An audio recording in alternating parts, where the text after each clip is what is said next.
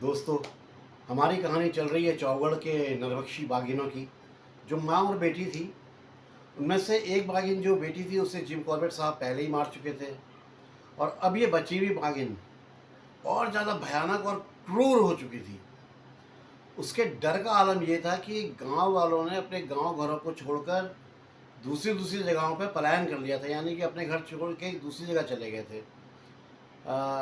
इसका जो आतंक था वो दिन प्रतिदिन बढ़ता ही जा रहा था। न जाने कितने लोगों को घायल कर चुकी थी और कई लोगों को ये जान से मार चुकी थी, कईयों को मार के छोड़ चुकी थी, कईयों को खा चुकी थी। तो मतलब ये बहुत रौद्र रूप ले चुकी थी।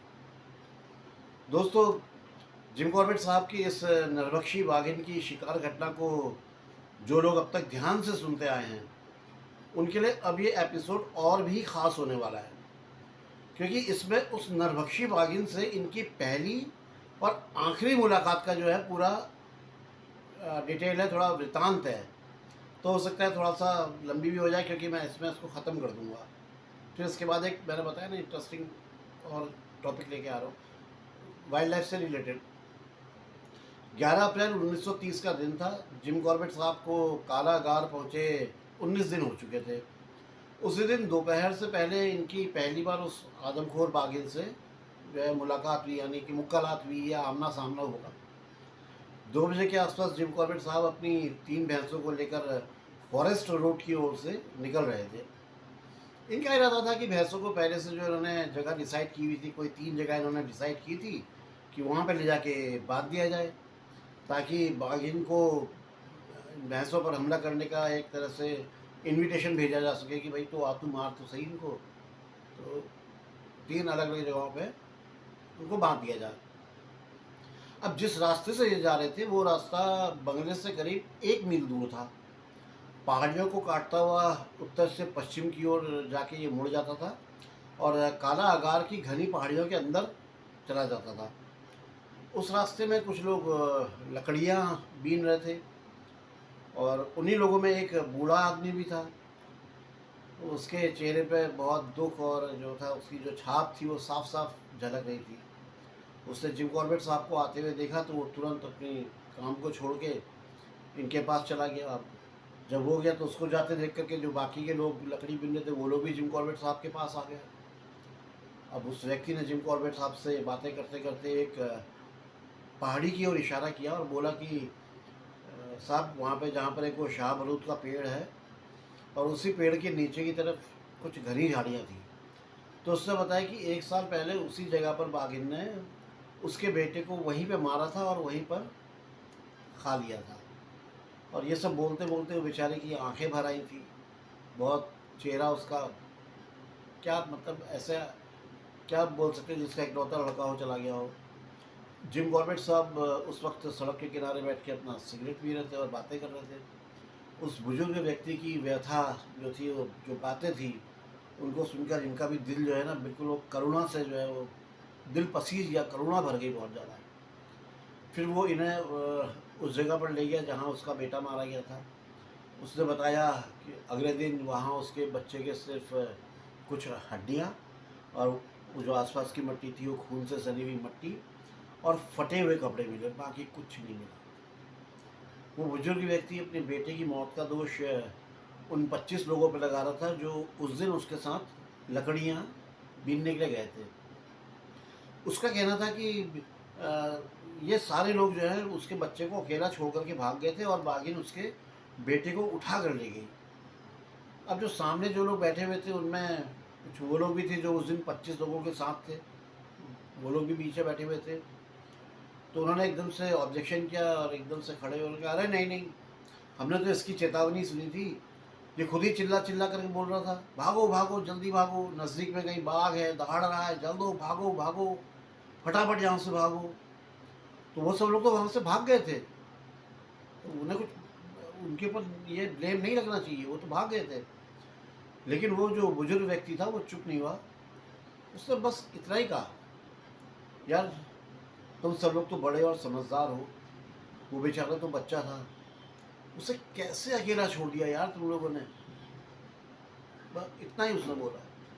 और उसके ये शब्द सुनकर वहाँ के बैठे जितने भी लोग वहाँ पे जो बैठे हुए थे, हर आदमी की जो है नज़रें शर्मिंदगी से झुक गई। माहौल बिल्कुल शांत हो गया था। किसी के पास भी कुछ भी कहने को कुछ नहीं बचा था, मतलब कोई उसको जवाब दे, कुछ बोले, किसी कुछ नहीं बचा। उस दुख भरे माहौल को देखकर जिम कॉर्बेट साहब कुछ सोचने लगे और फिर उन्होंने एक डिसीज़न ले लिया।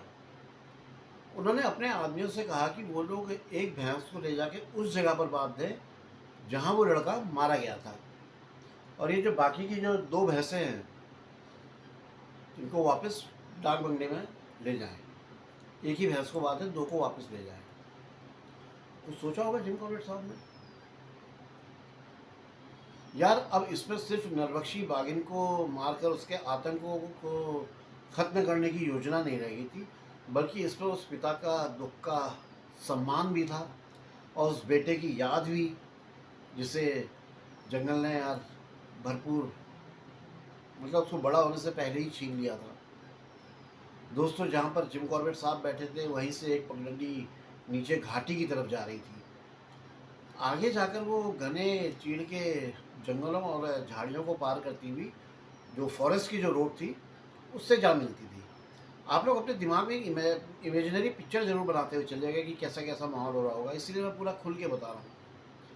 और वहीं पर एक खुला खुला सा मैदान भी था, जिसके बीचों बीच एक पतला सा चीड़ का पेड़ था। चीड़ का पेड़ जानते ही आप लोग, पाइन ट्री। एक पतला सा पाइन ट्री था। जिम कॉर्बेट साहब ने उस पेड़ को अपने आदमियों से बोलकर कटवा डाला और वहीं पर भैंस को बांध दिया और अपने एक आदमी को घास लाकर उस भैंसे के सामने डालते रहने का आदेश दे दिया कि भाई तू घास काट के लाते रहो और ये भैंसे को सामने डालते रहो, ताकि ये अपना भैंसे खाता रहे, जुगाली करता रहे, खाता रहे। अब इनके साथ माधो सिंह था। अब दोस्तों, माधो सिंह जो है वो इनका बड़ा पुराना साथी था, जो पहले गढ़वाल राइफल्स में एक सैनिक रह चुका था और कोई जंग भी वो लड़ चुका था। वो एक बहादुर और एक बड़ा समझदार व्यक्ति था। जिम कॉर्बेट साहब ने उसे पास ही के एक शाहबलूत का, जो मैंने बताया था ना, पांगर का पेड़, चेस्टनट, उसके ऊपर चढ़वा दिया और कहा कि वो कुल्हाड़ी से टहनी में बांधने की आवाज़ करते रहे, ऐसे ऐसे आई ठक ठक ठक ठक, इसकी आवाज़ करता रहे और गांव वालों की तरह ही ऊंची आवाज़ में बोलता भी रहे, ताकि बागिन को लगे जैसे उस जगह पर कोई इंसान है और वो आने की वो करे। फिर जिम कॉर्बेट साहब खुद पास की एक 4 फुट ऊंची चट्टान पर चढ़कर बैठ गए। अब एक पेड़ पे है, एक घास ला रहा है और ये चट्टान के ऊपर बैठे हुए हैं। नीचे की तरफ जो है घाटी थी, वो एकदम गहरी और ये जो कांटेदार झाड़ियाँ होती हैं उनसे पूरी तरह से ढकी हुई थी। मतलब इतनी ज़्यादा कांटेदार झाड़ियाँ थी वहाँ पे। इनके आसपास का पूरा क्षेत्र बड़े घने सन्नाटे में, मतलब कि घना सन्नाटा पसरा हुआ था। बस पेड़ पर कुल्हाड़ी का टकराने की ठक ठक की आवाज़ और बीच बीच में माधो सिंह की जो वो बोल रहा था उसकी आवाज़ सुनाई पड़ रही थी। अब माधो सिंह भी वो कभी गाना गा रहा था तो कभी किसी को आवाज़ देने लग जाता था, और वो दूसरा आदमी जो भैंसों के लिए घास लाया था वो मैदान के चक्कर लगा रहा था, मतलब वो जा रहा, फिर घास काट रहा, फिर ला रहा, भैंस के सामने डाल रहा। इधर जिम कॉर्बेट साहब एकदम शांत होकर अपना चट्टान में बैठे सिगरेट पी रहे थे।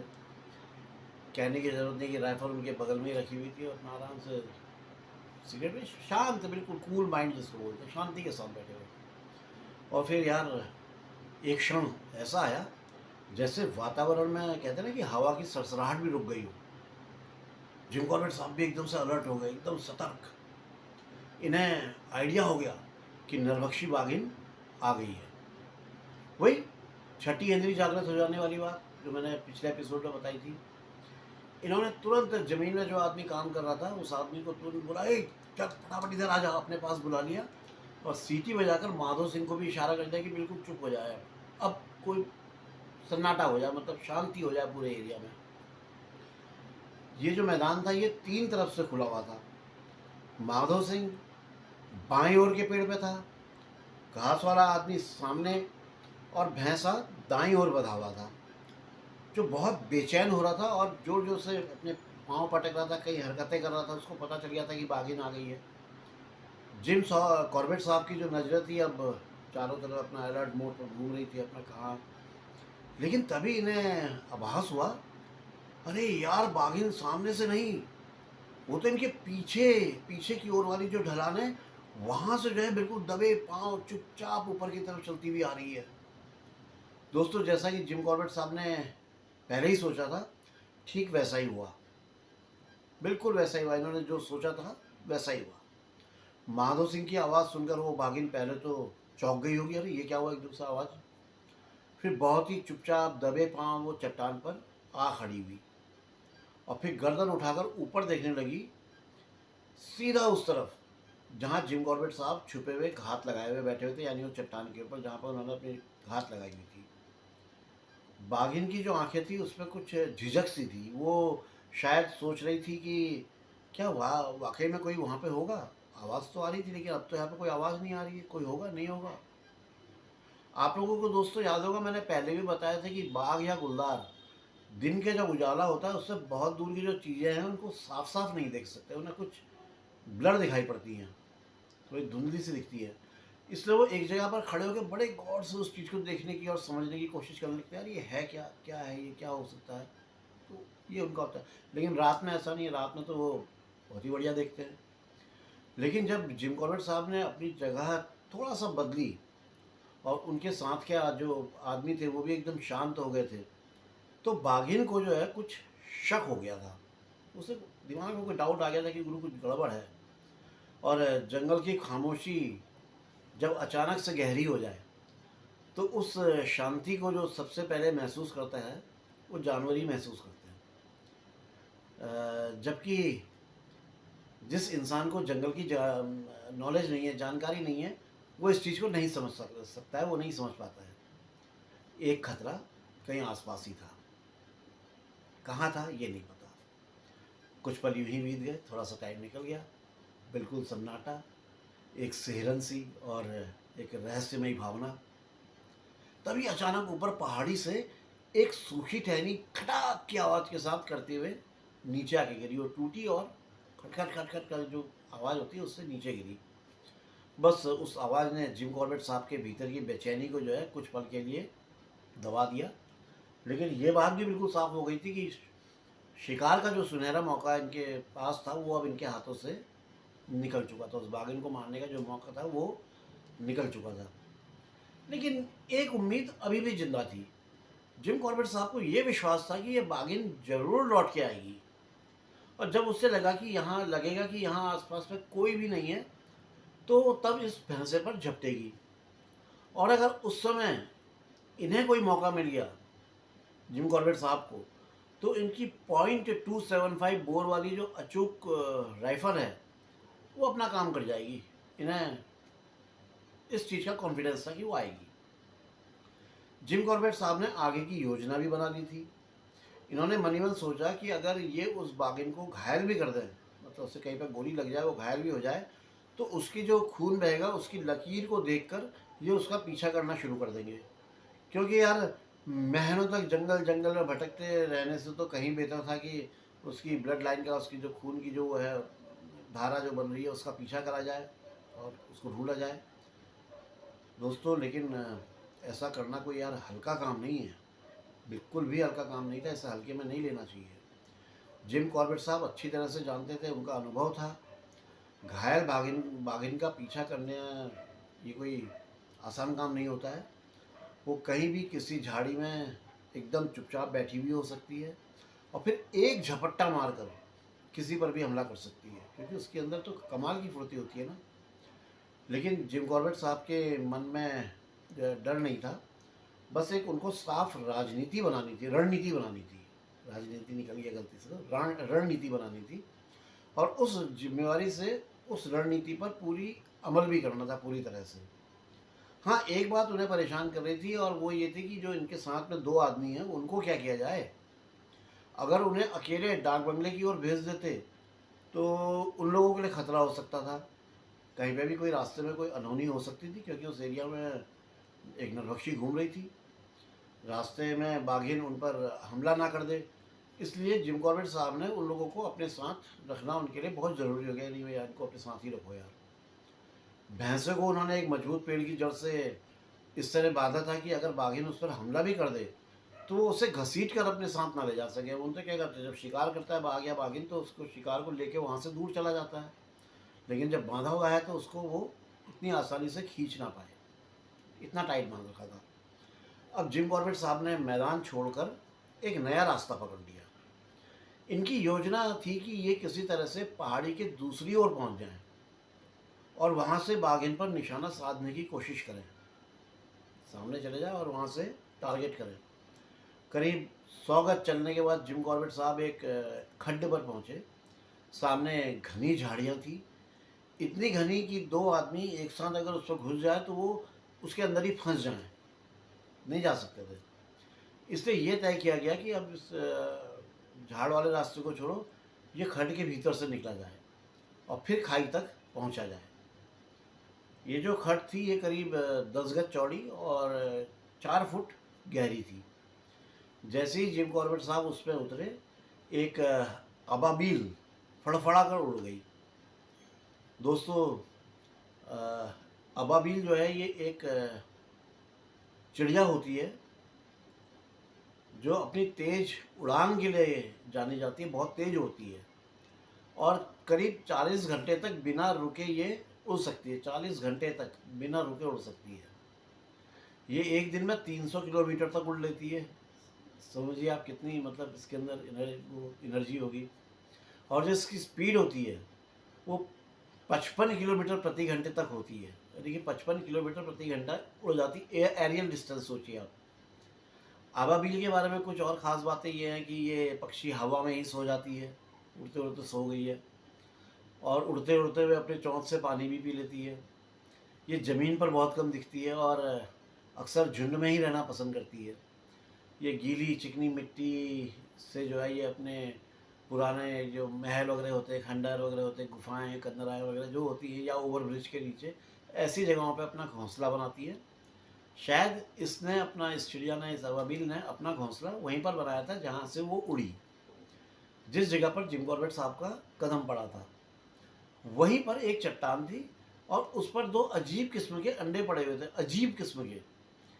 एक अंडा भूसे के रंग का था, कलर का था, जिस पर भूरे रंग की रेखाएं थी, और दूसरा अंडा एकदम सफ़ेद चिकना, बिल्कुल संगमरमर की तरह।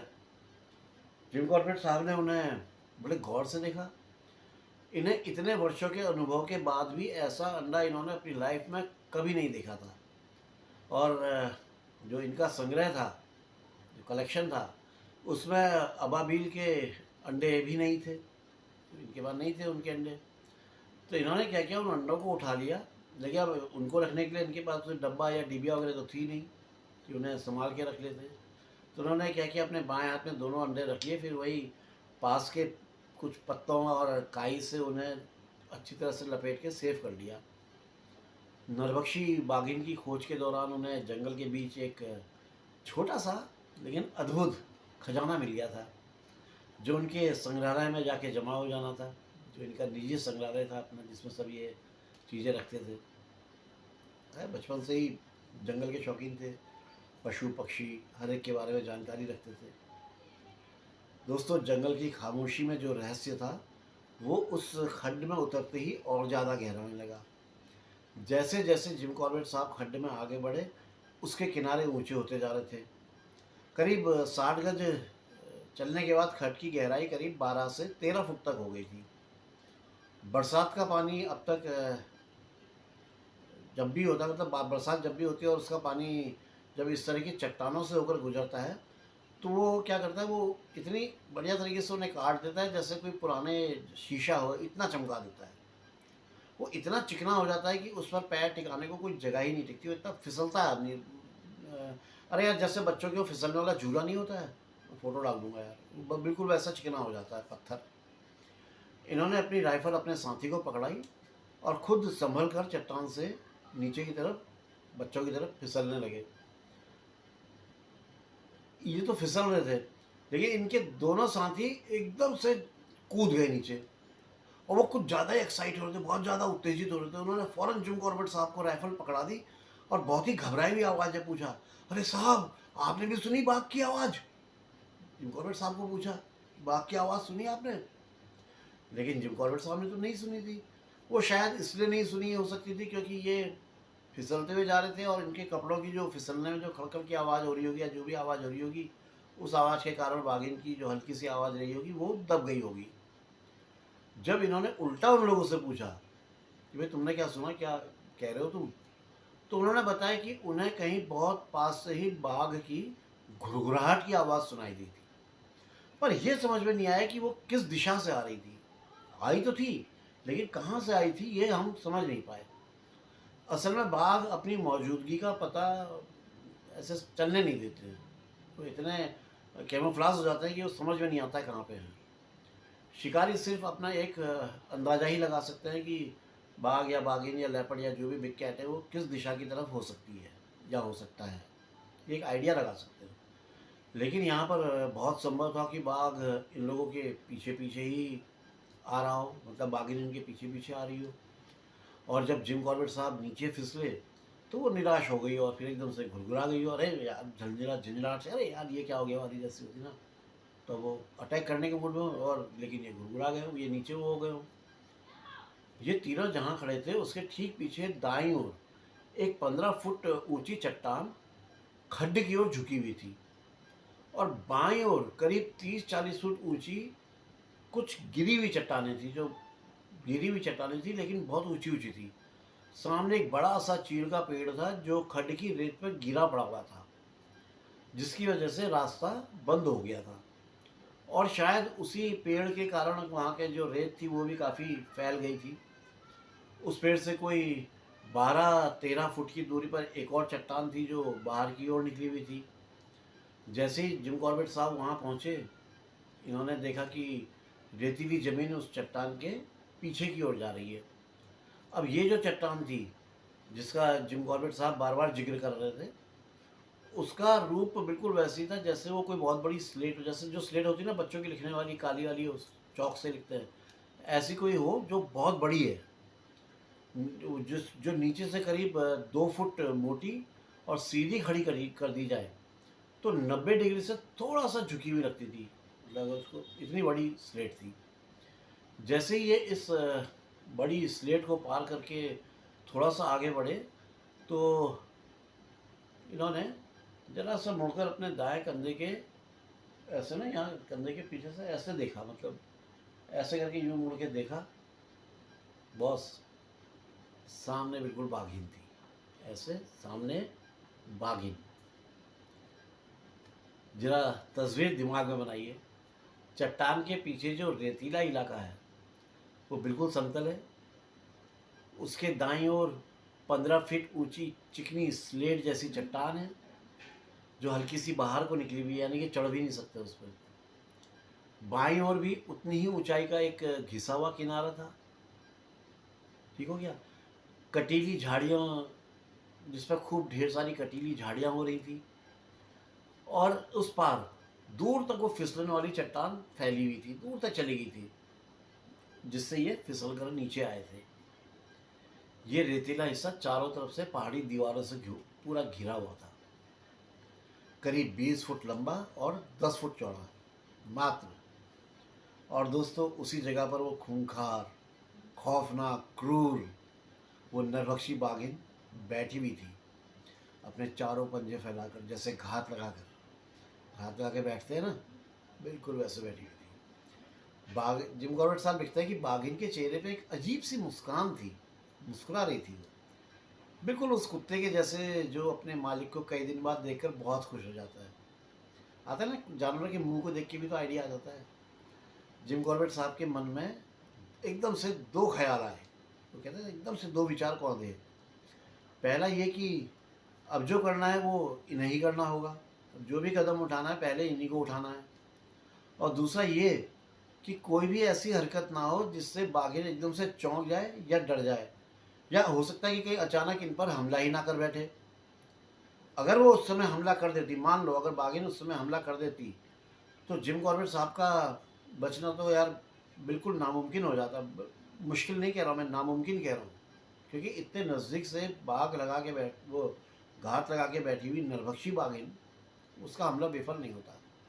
और इनके पास इतना समय नहीं होता कि राइफ़ल को घुमाकर पूरा उसकी तरफ करके फिर सेफ्टी लॉक खोलें और फिर ऐसे फायर करें। अब आप सोच रहे हैं ऐसे में कैसे फायर करेगा आदमी, है ना? तो इनके लिए बड़ा रिस्की माहौल था। अगर उस दिन कुछ उल्टा होता तो शायद हम ये कहानी नहीं सुन रहे होते।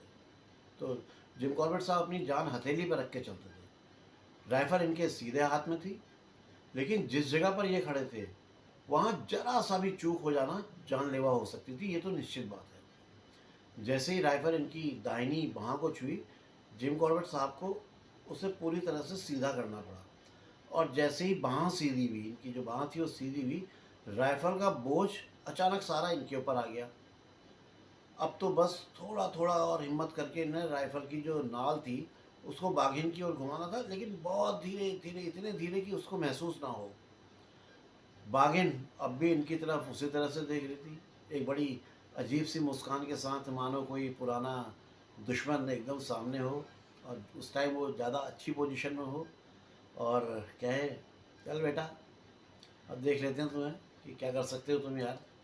क्योंकि अब ज़्यादा अच्छी पोज़ीशन में है, तो वो बोल सकता है। तो वैसे ही वो नरभक्षी को देख के लग रहा था कि ये बोल रही कि बेटा अब तू क्या कर सकता है, मैं भी देखती हूँ, चल। उधर राइफ़ल जो है अब तक धीरे-धीरे आधा चक्र काट चुकी थी, मतलब आधा आ चुकी थी। फिर 3/4, लेकिन उस अंतिम घुमाव में जैसे वक़्त एकदम थम सा गया। जिम कॉर्बेट साहब की आँखें बाघिन पर केंद्रित थी, लेकिन इनका हाथ चल रहा था ना, वो भी ऐसा लगा जैसे पत्थर का हो गया। राइफ़ल की नाल कितनी घूमी है, ये भी नहीं देख पा रहे थे, क्योंकि नज़रों से बाघिन को देख रहे थे। देख ही नहीं पा रहे थे कि राइफ़ल कहाँ जा रही है, क्या हो रहा है। हर जो बीतता पल था मानो एक पूरा-पूरा युग हो रहा था। इनका दिल धक-धक धक-धक धड़क रहा था और जंगल एकदम शांत। बस पत्तियों की सरसराहट और बाघिन की साँसों का हल्की सी जो गूंज होती है, वो सुनाई पड़ रही थी। खैर, आखिरकार किसी तरह से वो आखिरी चक्र भी पूरा हुआ और जैसे ही राइफ़ल की दोनों नाल जो है बाघिन की सीध में आई, वैसे ही बिना एक पल दबाए जिम कॉर्बेट साहब ने घोड़ा दबा दिया। एक तेज़ धमाके के साथ राइफ़ल दहाड़ी और ऐसी दहाड़ी जैसे जंगल खुद चीख पड़ा हो। और बाघिन एक पल को तो वो वहीं पर स्थिर रह गई, जैसे किसी ने उसे पकड़ लिया हो। फिर धीरे-धीरे उसका सर अपने जो फैले हुए पंजे थे, उसके ऊपर गिर गया और वहाँ जहाँ गोली लगी थी, वहाँ से खून का एक गाढ़ा फव्वारा उछलकर ज़मीन पर आकर बहने लगा। गोली ने सीधा उसकी रीढ़ को चकनाचूर कर दिया था। दिल के ऊपर का हिस्सा ऐसा बिखर गया था जैसे कांच की कोई नाजुक चीज़ हो, क्योंकि यहाँ से गोली लगी, पीछे से रीढ़ को फाड़ते हुए बाहर निकल गई। अब पीछे की तरफ देखें तो जिम कॉर्बेट साहब के साथ जो लोग चल रहे थे, वो भी वहीं छिटक गए थे। ये बागी पर फायर होने से पहले उनके बीच अब एक भारी चट्टान आ गई थी, मगर जैसे ही उन्होंने जिम कॉर्बेट साहब को रुकते और सिर मोड़ते हुए देखा, तो वो समझ गए कि शिकार सामने ही है। किसी ने कुछ मतलब बोला तो कुछ नहीं, लेकिन वो समझ सब कुछ गए थे कि यार साहब ने जो है बाघिन को देख लिया है, वो तो हम लोग चुप ही रहे तो बेहतर है। तो अपना एकदम चुप रहे थे। जब गोली वोली लग गई बाघिन को, तो उसके बाद में माधव सिंह ने बताया कि वो चिल्लाकर जिम कॉर्बेट साहब को बताना चाहता था कि अरे साहब, ये अंडे अंडे फेंको, इनको नीचे रखो, दूसरा हाथ भी राइफल पर लाओ और फायर करो। लेकिन वो इस बात से डर गया कि कहीं उसकी आवाज़ को बाघिन सुनकर एकदम से चौंक ना जाए और घबरा के कहीं हमला ना कर दे। तो वो चुप ही रहा। अब बिल्कुल सही किया उसने, जो बिल्कुल चुप रहा। और फिर जैसे ही गोली चली और राइफ़ल की नाल जो है ज़मीन को छूने लगी, माधो सिंह दौड़ कर आया। उसने जिम कॉर्बेट साहब के हाथों से राइफ़ल ले ली, क्योंकि अब इनकी जो टांगें थी वो जवाब दे चुकी थी। अरे सामने मौत यार, बगल में सामने मौत। शरीर लड़खड़ा रहा था और ये वहीं जो पास में जो चीड़ का पेड़ जो मैंने बताया जो गिरा हुआ था, ये उसके के ऊपर बैठ गए। कुछ देर तक तो कोई कुछ नहीं बोला, ना कोई हिला। यहाँ तक कि जंगल भी जैसे सांस रोक कर देख रहा हो। दोस्तों, मानो उसे भी किसी शैतानी आत्मा से मुक्ति मिल गई थी, जंगल भी मुक्त हो गया था। बाघिन के पंजों की तरफ बिना देखे ही जिम कॉर्बेट साहब ने मतलब पहचान गए थे साहब कि यही थी चौगढ़ की आदमखोर बाघिन, जिसने अपने तेज कैंची जैसे दांतों से अब तक 64 इंसानों की जिंदगियां निगल ली थी। 64 इंसान, लेकिन गांव वाले बोलते थे कि ये इसके दुगने लोगों को मारा है। गांव के लोग उसे सिर्फ बाघिन नहीं, एक साया मानते थे, अंधेरे का जीव जो छाया बनकर आता था और जीवन को खींचकर ले जाता था। लेकिन उस दिन जिम कॉर्बेट साहब ने उस दहशत को वहीं जंगल में वहीं पर दफन कर दिया, उसे मार दिया। दफना दिया मतलब वो नहीं है, उसे मार दिया। दोस्तों, जो लोग उन 3 बातों को, जो जिम कॉर्बेट साहब के प्रति प्रतिकूल, जिम कॉर्बेट साहब के लिए उस दिन के प्रतिकूल मानते हैं कि यार ये नहीं, ऐसी ये नहीं है, ये प्रतिकूल है, क्या होता है प्रतिकूल को कैसे कहूँ मैं, असल में वो उनके लिए अनुकूल साबित हुई। ये तीनों चीज़ें, इनके बाएं हाथ में अंडों का होना, इनके पास हल्की राइफल का होना, तीसरा बाघिन का नरभक्षी होना, ये तीनों इनके लिए फ़ायदे की चीज़ हुई, इनके पक्ष में साबित हुई, ये कहना चाहिए। हाँ, इनके पक्ष में साबित हुई, और शायद जान बचाने की असली वजह भी वही बनी। इनकी जो जान बची, उसको अटैक नहीं कर पाई, वो यही। अब बताता हूँ कैसे।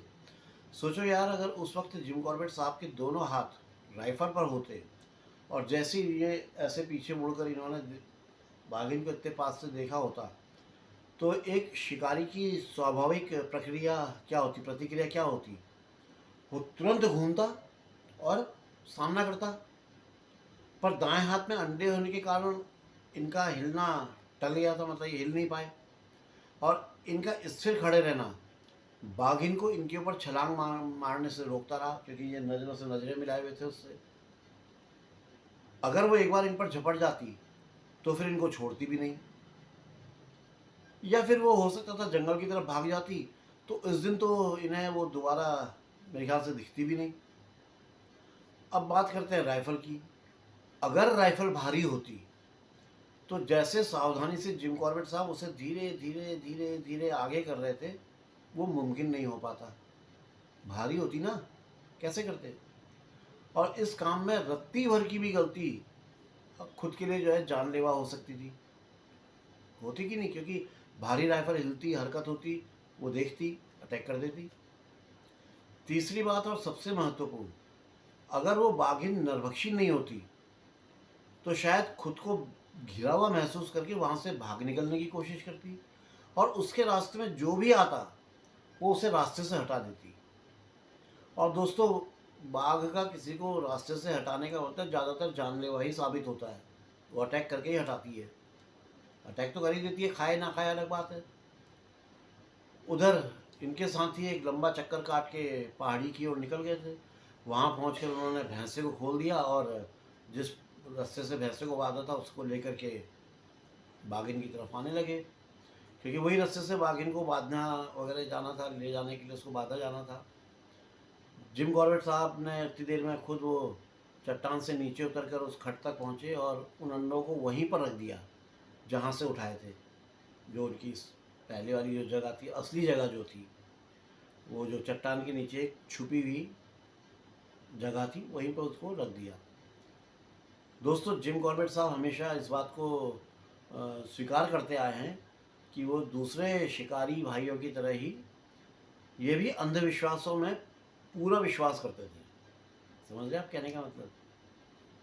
अंधविश्वासों में विश्वास था।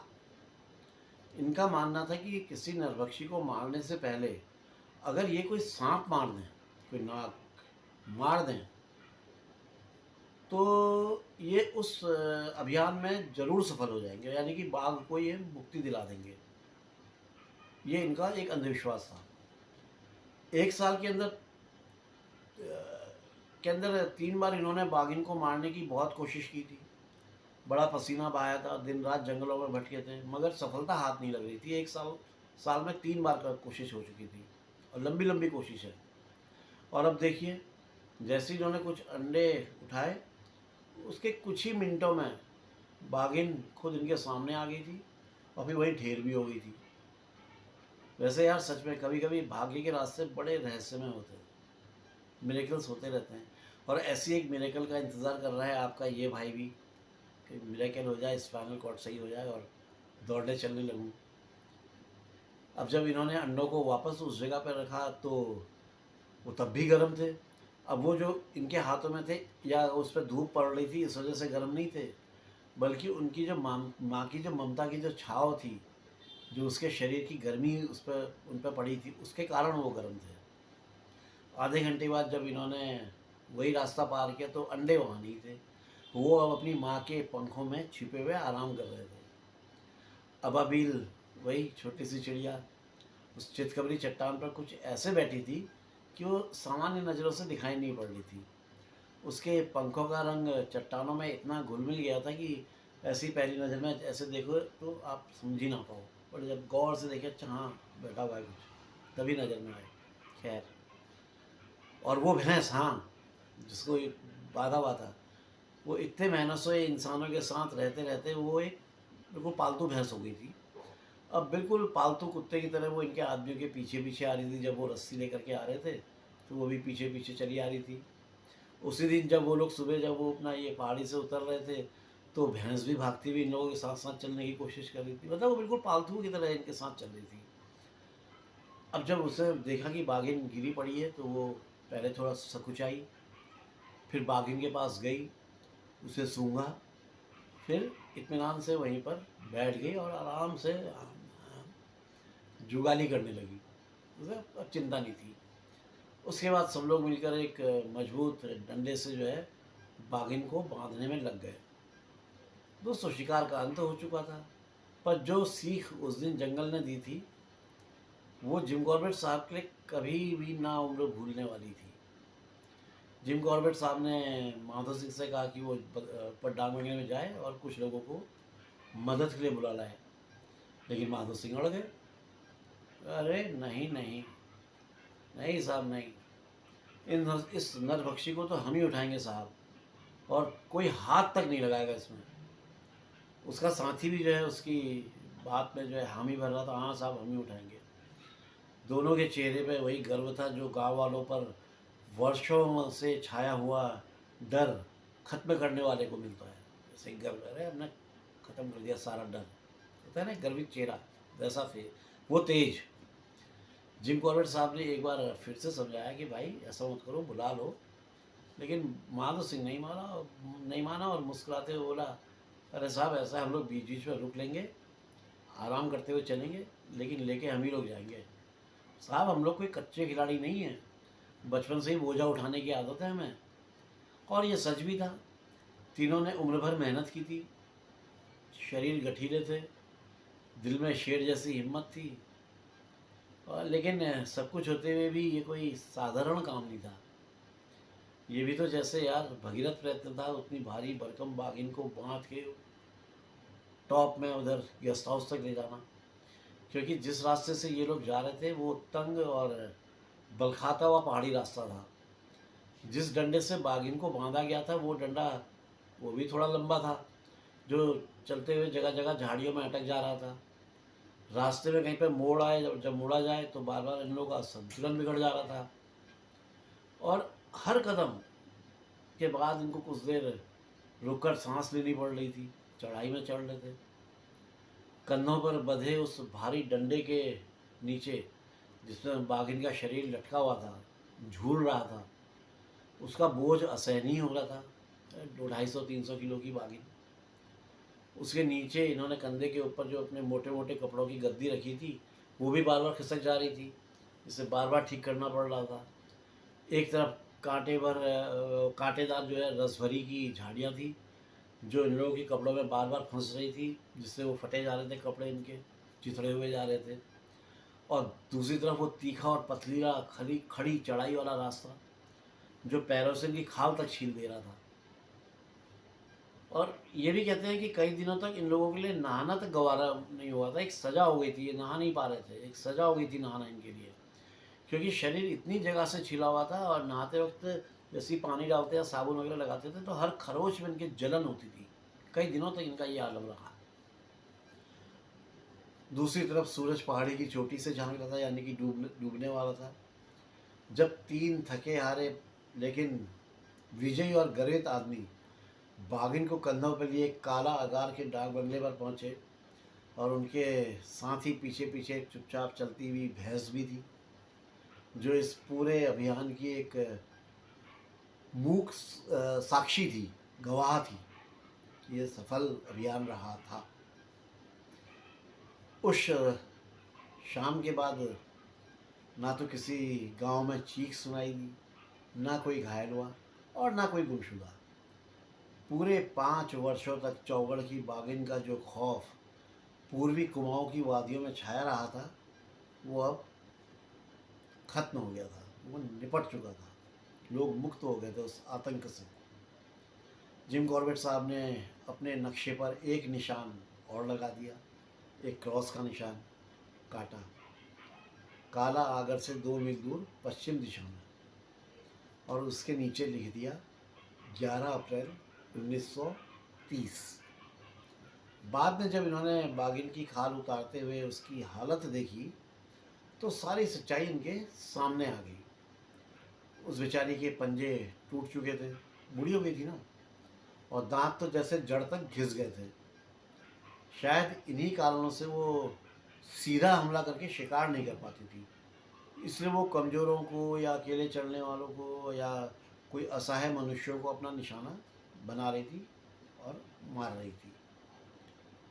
जिम कॉर्बेट साहब का कहना था कि जब इन्होंने उसके बच्ची को जब इन्होंने मार दिया था ना, तब से वो और ज़्यादा असहाय हो गई थी और गुस्सैल हो गई थी, क्योंकि ये अटैक करती थी और मारती तो इसकी बेटी थी ना, फिर दोनों मिल बांट के खाते थे। लेकिन अभी अकेली थी, ये मारने में इसको बड़ी असुविधा होती थी, और शायद इसीलिए उसने इतने ज़्यादा लोगों पर हमले किए थे, क्योंकि मार नहीं पा रही थी तो हमले करके घायल करके बुरी तरह से फिर वैसे खड़ी थी। लेकिन जो भी था, अब ये सिलसिला समाप्त हो चुका था। दोस्तों, आज मैं ये नहीं कहूँगा कि फिर क्या हुआ, कि फिर क्या हुआ नहीं कहूँगा। आज मैं बोलूँगा कि अगर आप लोग सच में जंगल से प्रेम करते हैं, वन्य जीवों के प्रति आपके दिल में संवेदनाएं हैं, और इसी तरह की और भी बहुत सारी सत्य घटनाओं को सुनना चाहते हैं, तो बने रहिएगा उत्तरांचल डायरीज़ के साथ। दोस्तों यार, ये आपका अपना चैनल है, कई बार कह चुका हूँ, आज फिर कह रहा हूँ, और मैं तो आप लोगों का एक सूत्रधार हूँ, है ना, जो एक एंकर हूँ, जो आप लोगों के पसंदीदा विषय जंगल और उसके जीवों पर आधारित जो सत्य घटनाएं हैं, वो आप लोगों के सामने ले आता हूँ, आप लोगों को सुनाता हूँ। दोस्तों, अगली बार जो मैं आपको सुनाने वाला हूँ ना, वो कोई घटना नहीं है, बल्कि वो एक ऐसे इंसान की कहानी है यार, जो नहीं नहीं नहीं नहीं यार, अभी नहीं बता रहा हूँ यार, अभी बता दूंगा तो फिर सब मामला बिगड़ जाएगा। थोड़ा सस्पेंस बना रहना चाहिए, लेकिन इतनी गारंटी दे सकता हूँ, उस तरह की बातें नहीं यार, बातें भी नहीं, ये बातें भी नहीं है। मतलब वो जो मैं आपको सुनाऊंगा, वो आपने पहले कभी किसी भी चैनल में ना तो देखी होंगी ना सुनी होंगी, ये मैं जानता हूँ, कभी पहले नहीं सुनी होंगी ना, ऐसा उसके विषय में आप जानते होंगे। तो उसको जानने के लिए तो कम से कम दोस्तों बने रहिएगा उत्तरांचल डायरीज़ के साथ। मजाक कर रहा हूँ, मेरे को पता है कि आप लोगों का, आप हमेशा मेरे साथ हैं। आप में से कई महिला और पुरुष मित्र ऐसे भी होंगे जो आज चैनल में पहली बार आए हैं। मैं ये तो नहीं जानता कि उन्हें ये घटनाक्रम कैसा लगा। अगर वो मेरी इस बात को सुन रहे हैं तो इसका मतलब उन्होंने पूरी जानकारी, मतलब पूरी कहानी को, पूरे घटनाक्रम को सुना है। पहले तो सबका बहुत बहुत धन्यवाद अदा करता हूँ, स्वागत करता हूँ और साधुवाद देता हूँ कि उन्होंने अपना कीमती समय दिया। साथ ही प्रार्थना करता हूँ उनसे कि चैनल को सब्सक्राइब करें, लाइक करें, कमेंट करें, और हाँ, अपने मित्रों के साथ, अपने कलीग्स के साथ, दोस्तों के साथ, रिश्तेदारों के साथ, अपने परिजनों के साथ, पड़ोसियों के साथ चैनल को ज़रूर शेयर करें, और उनसे भी सब्सक्राइब करने के लिए बोलें, ये करो यार सब्सक्राइब। मुझे उम्मीद है कि आप लोग अपने कमेंट्स के माध्यम से मेरा हौसला अफजाई ज़रूर बढ़ाएंगे, मुझे हौसला देंगे, है ना। तो दोस्तों, इस उम्मीद के साथ फ़िलहाल तो आप सब लोगों से आज्ञा चाहता हूँ चलने की, और मिलता हूँ जल्दी ही एक नए और अद्भुत प्रसंग के साथ।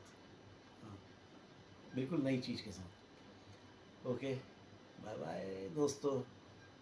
जय बद्री विशाल, जय उत्तराखंड, जय जय जय, जय माँ भारती।